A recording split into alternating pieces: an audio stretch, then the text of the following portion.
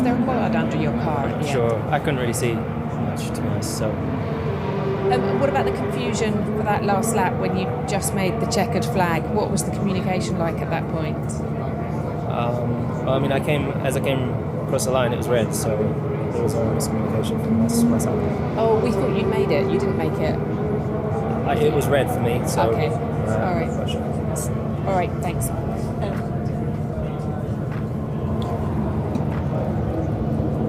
Lewis, what were the difficulties in general? What feeling did you have in the car, like driving on ice? Yeah, very slippery. Obviously, the first set of tires didn't work for us, and I was just struggling to generate the heat in the tires for some reason. And it's a shame because the guys did such a great job. The car was feeling awesome in P3, and I really felt like we had good pace. And obviously, the rain came. Not a lot to say really from there, to be honest. What happened in the last lap? Did something happen in timing, in your opinion? No, I got yellow flags in the last corner, and going into coming into 17, those yellow flags. So I had to have a lift, and when I came into the line, it was red. So that was that. Grazie. Have you ever imagined Lewis Hamilton, 7-time world champion, starting a race from the last position without breakdown, without penalty, without visible error? How bad do things have to be for a driver like him to say, "This has been the most difficult year of my career"? Saturday night in Las Vegas was not a simple setback in Lewis Hamilton's career. It was a perfect storm that condensed all the evils of his new stage at Ferrari. Under the artificial lights of the strip, and with the asphalt soaked by intense rain, what no fan imagined was accomplished. Seeing one of the best drivers in history start from the last place on the grid due to lack of pure performance. No mechanical failures, no penalties. Just lack of speed. The urban layout, already treacherous with its long straights, sudden braking and low grip curves, was transformed into a technical hell with the sudden change in weather. The rain fell mercilessly, and temperatures plummeted to around 10 degrees on the asphalt. These conditions are historically poison for Ferrari. And even more so for the SF25, a car that has proven time and again to be incapable of properly warming up its Pirelli tires when cold. This structural weakness that in other conditions can be disguised became completely insurmountable in Q1. Hamilton, aware of the challenge, had had a good FP3 session. He declared that he felt comfortable, even excited. He believed that night could be a turning point. But everything fell apart in the first minutes of qualifying. The car did not react. The grip was non-existent. Every curve seemed like a trap. While his teammate Charles Leclerc managed to set the car within competitive times and overcome the first phase without problems, Hamilton could not even come close to the records. 3 seconds difference. An eternity in Formula One. And that's where the blow was hardest. Not only because of the result but because of the contrast. While Leclerc showed that the Ferrari could with difficulty, yes, but could be in the middle of the pack, Hamilton was portrayed isolated as if he were driving a different car. It was the first time in his career that he did not go beyond Q1 due to pure pace. No excuses. No external faults. The exact moment he crossed the finish line and saw his name in the last position was also the moment he understood, with brutal clarity, the magnitude of the challenge he faces in Maranello. And what he said later confirms it. He did not hide behind justifications. He accepted shared guilt.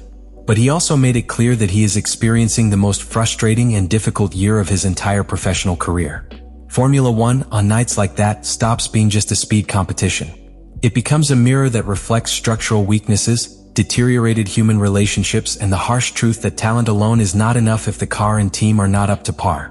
And in Las Vegas, that mirror left Ferrari in a very bad light. But it also revealed the tired soul of a champion who no longer has anything to prove, but much to rebuild. To understand the magnitude of what happened to Lewis Hamilton in Las Vegas qualifying, it is necessary to dismantle layer by layer. It all started with the most obvious factor: the weather. The rain, which fell just before qualifying, not only soaked the asphalt of one of the newest street circuits on the calendar, but cooled the surface to critical levels. For a car like the SF25, whose operating tire temperature window is extremely narrow, that drop was fatal. From the first lap launched, it was clear that Pirelli's extreme rain tires did not reach the minimum temperature to offer grip. Hamilton felt it immediately. The rear axle was skidding, the car did not brake in a straight line, and the curves became survival exercises. But the problem was not just thermal. The way Ferrari reacted or did not react to those conditions evidenced a worrying lack of technical anticipation. While other teams modified pressures, suspension settings and warm-up strategies to adapt to the cold, Ferrari seemed trapped in its standard protocol with no room for response. The result? A car that did not generate enough downforce in wet conditions, a weakness already known from winter testing, but which in Las Vegas became insurmountable. Added to this deficient foundation was a series of misfortunes that aggravated the situation. In his last timed attempt, when every thousandth counted, an unexpected element entered the scene, a signaling cone. Kevin Magnussen, trying to get out of the way to let Hamilton pass, inadvertently moved that plastic cone that ended up right on the ideal line. Hamilton hit him without seeing him and dragged him through several corners. Although it may seem minor, this impact completely modified the airflow distribution under the car, unbalancing the front and rear downforce. The SF-25, already complicated, became practically undrivable in the most technical section of the circuit. That detail, captured by onboard cameras and analyzed in real time by experts such as Anthony Davidson, was decisive.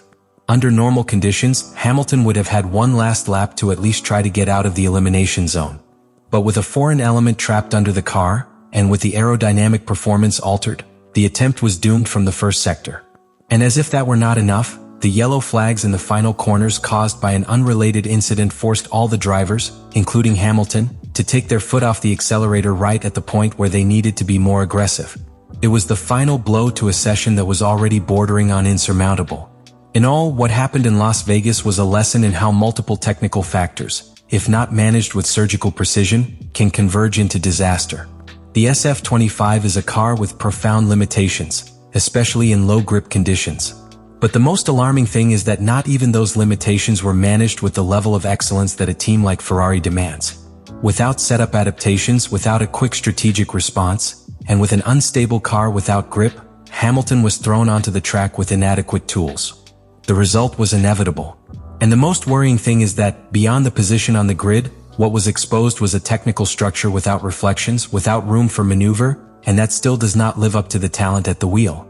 Sometimes in Formula One, a race is lost not because of a driving error or a technical failure, but because of a few seconds of miscommunication. That was exactly what happened to Lewis Hamilton in the most critical moments of qualifying in Las Vegas. Because if there is something more frustrating than having a car without grip, it is not knowing clearly what is happening when everything is played against the clock. And at Ferrari, the communication between the driver and the wall, once again, was disastrous. With just seconds left on the clock in Q1, and after several failed attempts to get a competitive lap, Hamilton asks a direct question over the radio. Are we safe? The message is clear. The pilot wants to know if his time is enough to make the cut or if he should risk everything in one last attempt. The response of its engineer, Riccardo Adami, was as vague as it was dangerous. Keep pushing. Without clear confirmation, without a specific strategy, without context. At that moment, Hamilton begins to reduce the pace, believing that there is no longer enough time to launch another effective lap. At the same time, he notices the red lights on the timing wall, which confuses him even more. But the team insists, no, push. Too late. That indecision, that second of doubt, was the final nail in the coffin of their classification.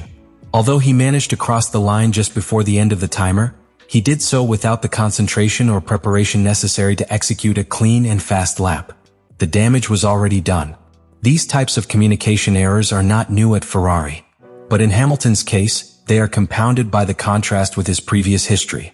During 12 years at Mercedes, his relationship with Peter Bonington Bono was an example of synchronicity. They were a perfectly coordinated duo, capable of anticipating each other in extreme situations. Now, in their new environment, that connection simply doesn't exist. Not only has Adami failed to adapt to Hamilton's style, but his radio language lacks the clarity that the Briton needs in the most decisive moments. In short, it wasn't just the cold, nor the tires, nor the incident with the cone. It was also and perhaps above all a chain of communication errors that transformed a difficult session into a total collapse.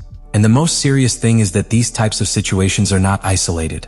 They are repeated symptoms of a structure that has not yet managed to understand how to extract the best from one of the most brilliant drivers in history.